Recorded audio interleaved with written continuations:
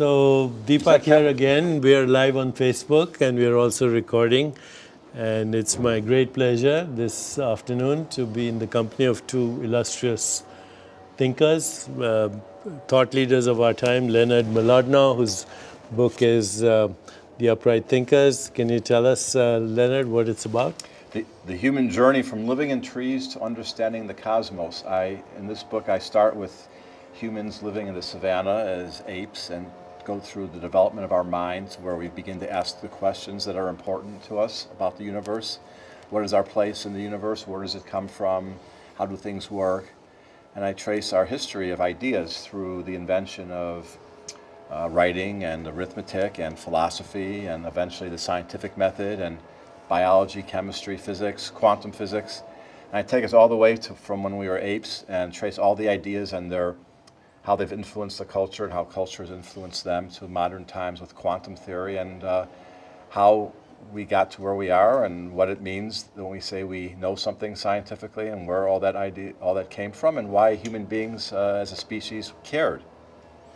That's a very good summary, and that book is out there. And the book is out there right now, right? The book is out there right now. And so please pick it up, guys. Do us a favor, especially those of you who are always reading my stuff. This stuff is a perspective that you need to understand. And Michael Shermer, who's also the editor and founder of Skeptic magazine, was once on the cover of this magazine. That's right. Yeah. We might have to do another cover. Okay. Deepak Redux. Okay. Now that you've changed your mind and agreed with everything that that Leonard and I think. I don't think so, but anyway. And then this book, Michael, The Moral Arc, How Science Makes Better People. Can you tell us a little bit about this? So the moral arc, the arc of the moral universe is long, but it bends towards justice. Martin Luther King's famous quote. But really, it's kind of an extension of your book, Len, in the sense that I'm claiming that one of the driving forces behind moral progress since the Enlightenment is science and reason. That is, instead of basing the structure of society, politics, economics, culture, and so on religion or myth or superstition, run experiments and try things that work, like a democracy. That's an experiment. Every 4 years we run another experiment. We change the variables and see what happens. It's not working. Sometimes they're dangerous experiments. Well, we'll see. I mean, the experiment hasn't been run yet, so we shall see. I claim that there's a lot more substance in a nation than doomsayers tend to give credit to, and I think we'll be fine. I really do. I think the arc will continue bending toward more moral progress. And that's part of our evolution, right? Well, I think it's in our nature to try to solve problems. And science is the best tool we have for solving problems. So not just physical problems, physical sciences and biological sciences, but the social sciences, the moral sciences. How should we live? How should we structure society so that we can live and all be safer, more prosperous, more free, more autonomous? There's some systems are better than others. Really measurably, quantitatively, better you have only to look at North Korea versus South Korea to see the difference between a democracy and an autocracy.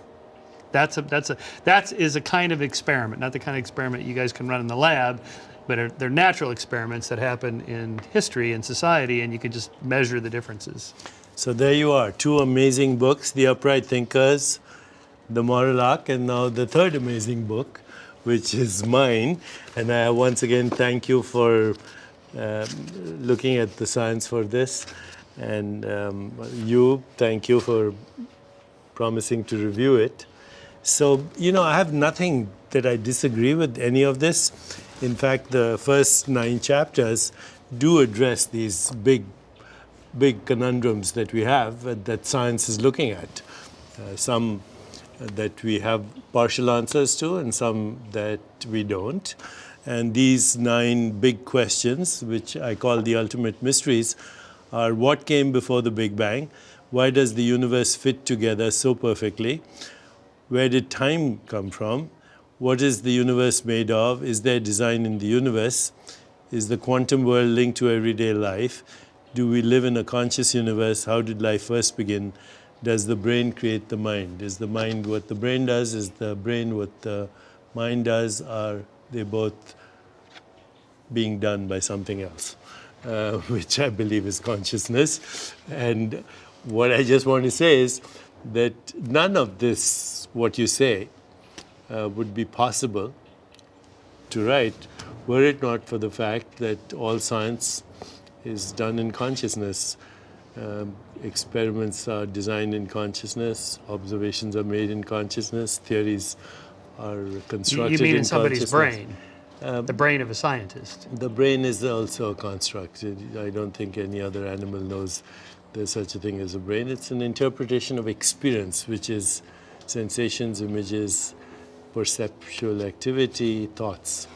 But when Leonard talks about these mathematical equations come out of a physicist's brain, there's a brain that's really generating those ideas.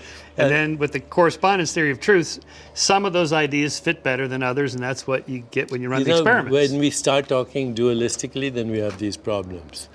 When we think that it's all one activity, then the mind is the brain is the mind, and they're complementary aspects of nothing. And then we kind of hit a wall. The dimensionless field of all possibilities. Yeah.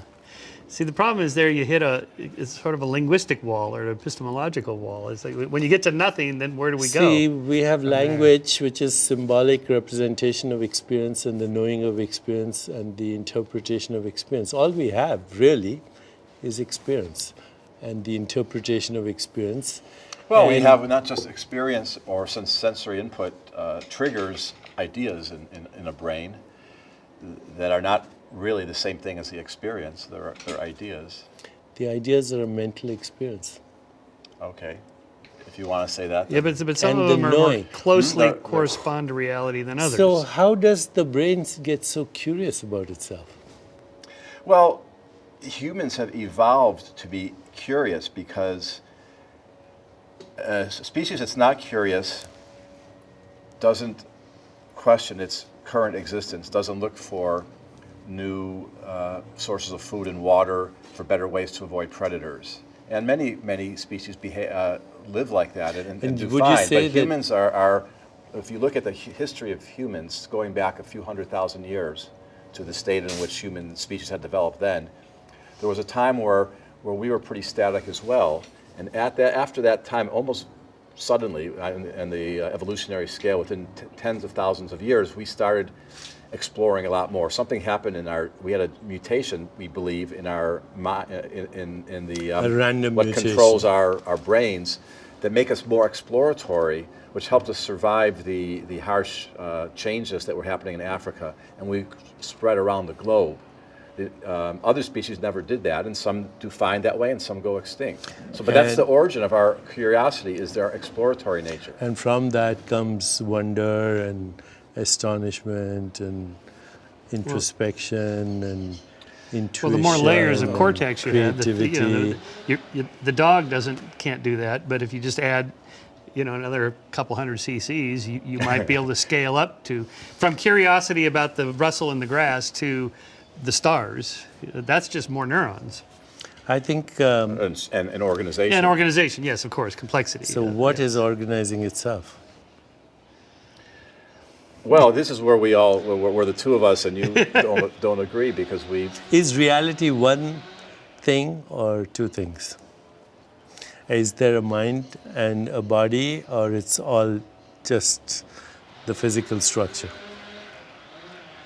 Well, I believe as a scientist that whatever experiences you're having are produced by your biological structure obeying the same laws of physics and chemistry that other objects obey. I think what we call the laws of physics or the laws of nature are just regularities of experience. I agree with that too. Consciousness. Yeah, they are regularities, but there are not exceptions to them that allow us to have a soul that is outside the laws that govern our brain, our physical brain. I'm not even talking about the soul.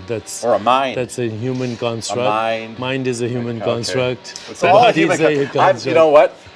I think that I am incapable of discussing anything that is not a construct of my own human mind. So you got me there.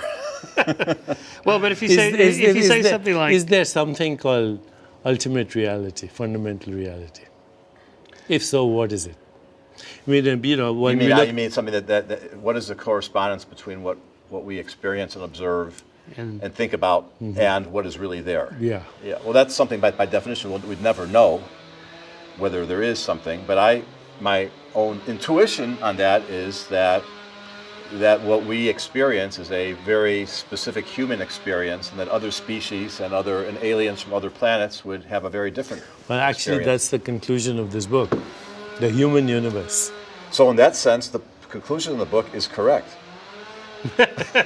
Well, for once, Not once. You We have agree on agreed. many things, don't we?